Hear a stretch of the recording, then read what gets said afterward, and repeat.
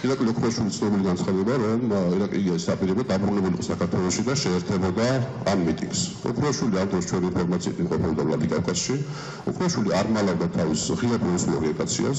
თქვენ გახსოვთ მის მიღებული განცხადებები იმის შესახებ, თუ მინდა იწყო ომი და კიდევ უფრო მეტი თქვენ გახსოვთ, რომ მან ღიად მიიღო მონაწილეობა რუსული სპეცსამსახურების ნაკეთით მომზადებულ პროპაგანდისტულ ფილმში, რომელიც გადაიცა ერთ-ერთ რუსულ ტელეარხზე და ჩვენ მქონდა ყველა საფუძველი გვევარაუდა, რომ მისი დაბრუნება თვალსაჩინო მოხდებოდა შეერაღებული ჯგუფის თანხლებით და მოხდებოდა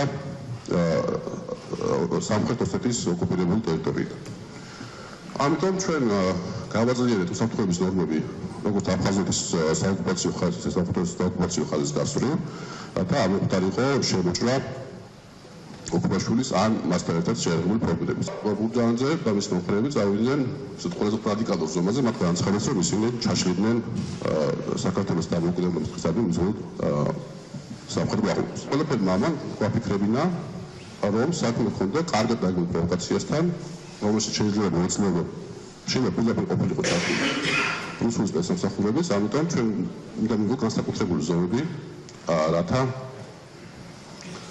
ამ პროვოკაციის მიზნები არ განხორციელებულიყო.